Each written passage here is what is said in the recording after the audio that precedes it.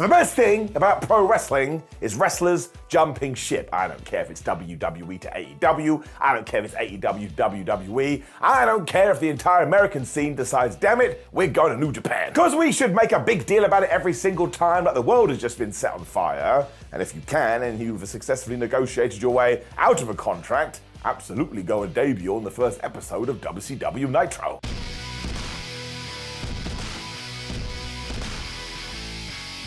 As you may have noticed over the last couple of years, this has become so prominent again. Whether you like it or not, it is because of the existence of AEW, who has gone cha-ching, should have done that. We have a bunch of cash, and we want to lure you over. Because look, honestly, we really haven't had a company that's able to do this since WCW shut its doors in 2001. That's why I'm pumped. First and foremost, it can be great for the person in question, because no matter what roster you're on, if you're sitting there and you feel a bit stale, you don't know where you're going, all of a sudden, you can go to another company, and that fan base will treat you like a super duper megastar, mostly because they're not going to be able to believe that you're actually here. I mean, it has been true for Christian, Ethan Page, Adam Copeland, Cody Rhodes, and in the future it could be true for Daniel Garcia, Kevin Owens, Ricky Starks, Bobby Lashley. All of these could be thrown into the vat of change. It also can serve as a great reset in terms of what your public perception is, especially when you get to keep your old gimmick. I mean, Cody Rhodes is the perfect example of this. Because when he re-debuted in the WWE at WrestleMania 38 as the American Nightmare, everybody was like rubbing their eyes and putting their fingers in their ears, because this is exactly what we had been seeing on the other television. And what did Rhodes do? He used all this momentum to propel himself up to the top of the industry, and now he's basically the #1 guy. So I really don't think this happens without the power to jump ship.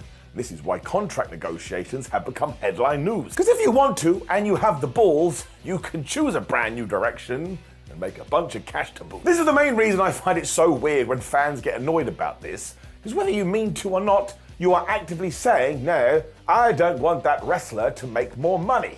What? I mean, wrestling is so damn dangerous, a career can be over tomorrow. So just because Brian B472996666 finds offense with this, we have to ignore said Brian. And again, pro wrestlers and sports entertainers, you've got to go make that money. As I talk to you two, we don't know what the future is for Danny Garcia, but think how it must feel to be him right now. He has got to be like, man, I'm the prettiest girl at the ball, because you have two massive companies vying for your signature. And believe you me, that is way better than back in the 2010s when a bunch of talent would get lowballed with the excuse, well man, if you want to come to the so-called big leagues and actually get on TV, there ain't anywhere else to go, so you either put up or shut up. It also helps with creative too, because if you are unsure between the two promotions, AEW has to tell you what they're going to do, and WWE has to tell you what they're going to do, and it is not in their best interest to lie, because you can just go out into the social world and say, well, if anybody else is going to go there, be careful, they're a bunch of fibbers. It also means you can make the best possible decision,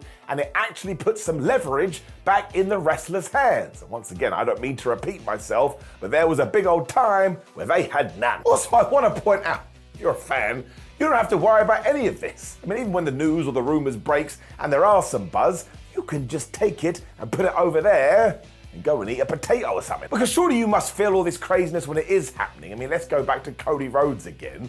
When he did walk down that aisle at WrestleMania 38, it just blew everybody's mind. Because it was the same guy, but he's not the same guy, because now he's at Mania, and he should be at, I don't know, All Out. It was exactly the same when Adam Copeland popped up at Wrestle Dream. And unless you're a tribalistic nut job, I have to imagine you feel the same. And also, it's not like it's anything new. You can go back to 1999 when Chris Jericho debuted in the WWF. It was just like, to be on WCW, and now he's here. I mean, seriously, would Hulk Hogan's heel turn over there been the same if he hadn't done all this stuff in the WWF?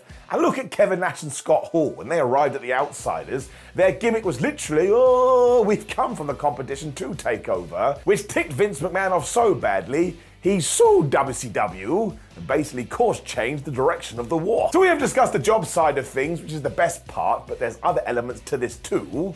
I mean, go and look at the TNA-NXT relationship. Now, that is slightly different because, of course, everybody is on board beforehand, but look at the people are benefiting just from turning up in new surroundings. I mean, Joe Hendry absolutely took the most out of it, so did the Rascals, so did Jordynne Grace. I mean, all of them feel like bigger stars just because they popped up on a Tuesday. That's all they did. Monday ended, Tuesday began, they arrived on NXT. Wow. So I suppose it comes down to somewhat of a novelty, but novelty is great. And it's just the shock of the thing. You're so used to seeing a wrestler somewhere, and then they're in a brand new house, you didn't even know you'd gone through the door. Don't pretend that we weren't all desperate for this as nerds as well, because let's go back to that time when WWE was number one. What did we start to do? We went to Ring of Honor. We were like, oh man, I tell you what I would love to see, Bryan Danielson and CM Punk in the WWE. And then we would moan going, well, that's never gonna happen and it sucks. So there was a lot of hoopla, but it was mostly contained to social media, because that's just how it works with the indies. But then you can jump forward to 2016, and we can start talking about AJ Styles. Because when WWE finally got him from New Japan, he arrived at the Royal Rumble, and everybody went nuts. Vince McMahon told AJ, he has spoken about this, that McMahon thought that it was a fluke. One of the stupidest things I've ever heard. Because the point is, if we did do it now and he came in from the East, we would all treat this like Santa Claus had arrived.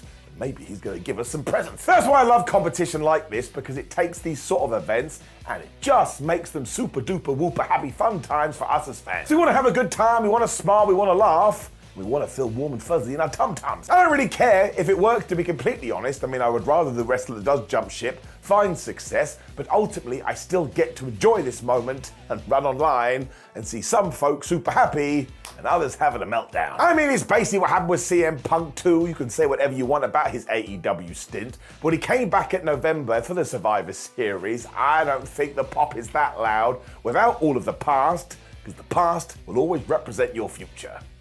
Something. So please let us never stop this again, and in fact let you and I come up with a pact. If somehow AEW does go out of business, although I don't think they're going to, that's not what I'm saying, we have to front the money for a brand new promotion, and then we'll just send wrestlers off to other companies so we can continue to enjoy this absolute wonderful madness. And I know it was good when TNA did the same, especially when the likes of Christian Cage jumped across, but I think we can all agree it's just bigger with AEW, be it because of their TV contract or the social world we do live in.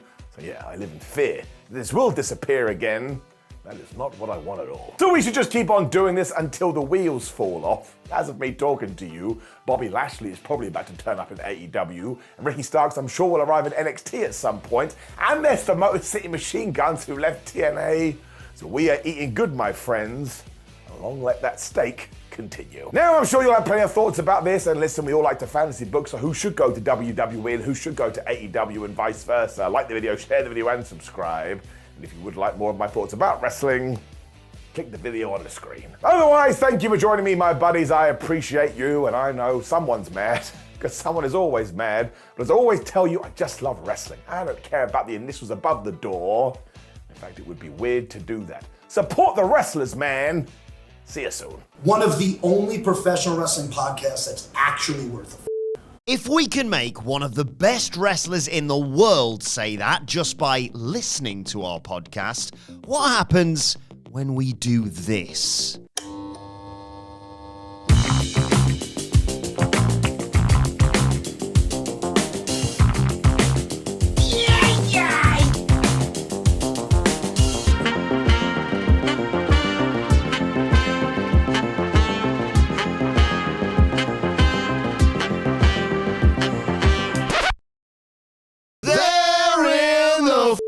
Judgment Day. Yeah. Yahoo! Mountain Dew! Why don't you get some sleep and wake up? Because he's a terrible person who resigned in disgrace. Is it door? Or is the answer no door? Yeah! What up, turds? None of you say. It's either door or no door. Oh! What is it? Door, no door, or is it door? What do you make of the night? That's another satisfied customer.